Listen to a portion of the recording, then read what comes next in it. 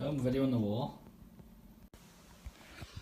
Hey folks, how's it going? Daniel McCaffrey here from No Limits Fitness, and me and Terry are just in the Holiday Inn in London, and we're just after an event. In the next 60 seconds, we're going to announce the winner of our Client of the Month for April, so everybody stay tuned. Coach Terry's over there, I don't know what he's doing, pretending to sleep, pretending to show his biceps. We're also going to have a Q&A with a few questions that we get asked, and we're going to answer them. And then we're going to just give a quick chat about what life's been like in London for the past couple of minutes.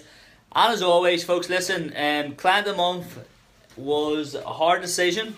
It took a lot of preparation and a lot of discussion on who won, why they won, and I'll just wait till another few people get on board and then we'll announce. So today has been great fun. We've met a lot of people, chatted to a few people who are making a serious impact in their own businesses. And just move out, sure, Terry, you can fart about. So Terry's pretending he has a Mac and an iPad and an iPhone. Call me Bit of shit. Dan. So basically, as I said, what we're going to do is announce the Client of the Month, and then we're going to quick Q&A and then talk about what we're here for and what we're doing. Okay, so Client of the Month. Okay, this was probably the toughest decision this month, solely because why is this? Why are you sideways? Oh, is it sideways? Cheers, Kelly. We thought we were being smart. Can you still see Terry? Yeah. So basically, we had the marathon this month. A lot of clients that I know it was like in the 1st of May or whatever, but a lot of them are training. They were still flat out training in the actual in the gym as well. So they were training for it. Some of them run the full marathon. Some of them run parts of the marathon. I've done two, man. Terry literally didn't want to pay the fee. He just jumped in. I didn't finish though. Help me out. But listen, it was a very hard month for us to choose. But as I say, we had a discussion about it. We talked, admin Anne as well, Owen, Sarah, the whole lot. And this is who we come up with. And he probably should have won it before this, but it's another guy. Unfortunately, girls, I'm really, really sorry. Up your game, girls. But Terry thinks you need to step it up. So the winner is, okay, Anthony O'Neill. Okay, so Anthony O'Neill, fair play, and we will tag you in our private members group as well to make sure you see this. But the reason Anthony won, Anthony's been out doing cycling for quite a while. That's what he loves, that's what he's passionate about. He owns a couple of restaurants and he's a busy man, but he still manages to find the time to train in the gym. 6 days a week. Yeah, 6 days a week, and goes out cycling. And when he did one of our challenges, 6-week challenge, I think he lost about 18 to 20 pounds. While he did 2 stone, is it now? Jesus. And he told us the other day his times have improved on his bike. He was doing an uphill climb. This is how intimate, and we know our members. Like, we talk to our members. He was telling us about, he did a challenge up a hill where he took off a couple of minutes of his time, which is absolutely incredible. And we just like to thank him, and we're going to give him a prize, so he can definitely pick whatever prize he wants. So if anybody's on this, if he hasn't seen it, please tag him, like it, love it, share it, so that Anthony sees that would be a great help. And if you can hear us, make sure, like Kelly says, we were turned sideways. Make sure you comment below as well. So, Andrea, don't be getting jealous. You've been to work as well, I know. Chill out. Andrea, unfortunately, you just missed out. There was quite a few people I literally just missed out by a whisker, and it's always a hard decision, but we feel that when we talk and have a discussion about it, we feel people obviously win a merit. If we could give out 6 client a month, we would, but we just can't, okay, because it takes away from it all. Vouchers for Kobe, well done, guy. So, basically, if you have any questions, just post them below, but we're going to answer a few questions. So, someone asked in the group a few days ago, I think it was, I can't remember who it was, but they actually asked about, I think it was Louise, was it? About training in the morning. Their shifts are changing in work, and they have to train in the morning. They were asking advice on what we could eat before we go training, like 6:30, 6 a.m, 7 a.m, whatever that is.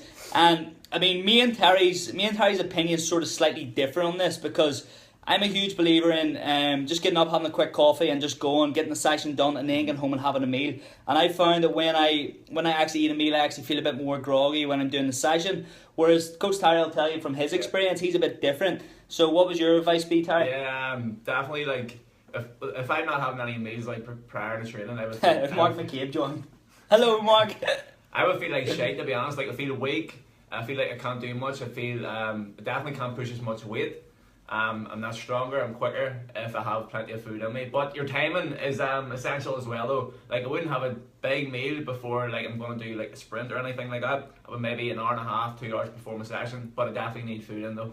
Especially like if you haven't had from the night before as well. Like if you're having your dinner at 8 o'clock at night and you're training at 8 o'clock in the morning, like that's 12 hours without having any food, and it affects my performance. Like. Yeah, definitely. I mean, it differs from person to person. I would definitely have something small, like if you can fit in a banana, great, like 30 to 45 minutes before. I wouldn't have a heavy meal. It just wouldn't work for me.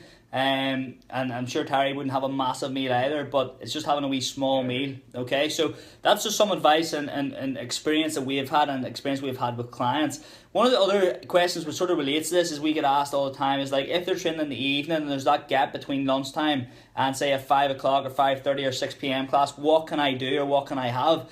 I like to recommend again something small. Like I used to do this all the time when I train in the evening, like have slices of apple dipped in cashew butter. And just add them before training, or banana. And I used to find it when I did spin a couple of years ago, that was a staple in my nutrition before I trained in the evening, so I wouldn't eat too much, you know. What about you, Terry? Sort of similar, or keep it half decent throughout the whole day. Like same again, like I wouldn't have a big meal because if for fat loss especially, you don't want to use up your calories throughout the whole day and then be starving later on after your training. And if you want to win Client of the Month, May, love the shit out of it. Love. Okay, last question we'll answer today because I don't want to keep you too long. And we're starving. And we're starving. We need to go out for food. We're just going to get a McDonald's ordered in to the hotel room. Don't be telling anybody though. Shh. So that last question that we get asked is someone asked us the other day. It was like, how many times should I train per week to get maximal results? And I've answered this in the past, and I do believe that you can train 3 to 4 times a week. 30 to 40 minute sessions is all you need. We only do 30-minute sessions, no limits. It's time efficient, it gets results, and people love how intense it is getting in and out and back home in under an hour. So 3 to 4 sessions a week, and what basically I recommend is do 3 sessions. If you feel good and feel comfortable, and you feel your fitness improve, step up the intensity in the class. If then you want to add extra sessions based on how you feel, that's what I would recommend. What about you, Terry? Yeah, if you don't need to overdo it, then don't do it. But like fat loss isn't always the main goal. If you like enjoying it, then go longer. You can do more than 3, 4, 5 sessions a week if you want. If it feels like a chore, then obviously lower it down a wee bit, but just make sure you're getting the results at the same time. Awesome. Cool. And then the last thing we're going to touch on just before we go is actually the experience we've had in London. So for a start, we get fucking lost because we're 2 idiots.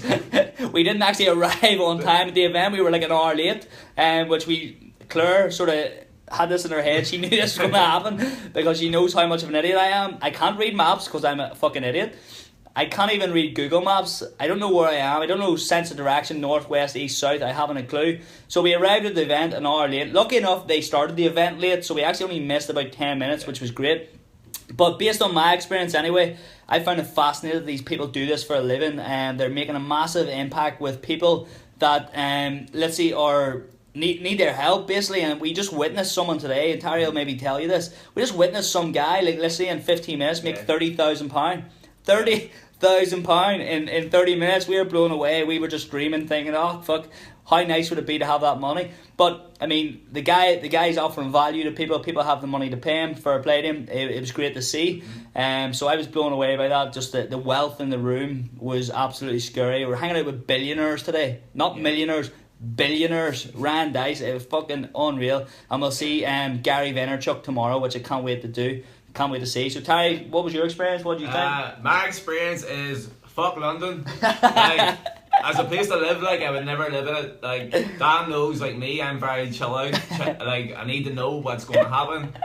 Like people are fucking running left, right, and centre. It's so like crazy. It's good to experience it, but I would never live in it. No way. You're right at the airport. I was like, this is really quiet. I don't know what's going on. And then we hit the tube, and I was like, whoa! There was people everywhere knocking over his case, and Terry was completely out of his comfort zone.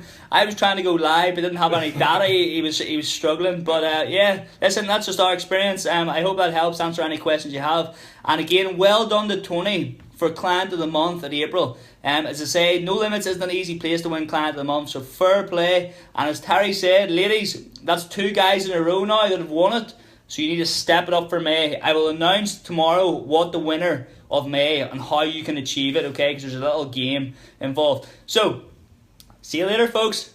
Bye.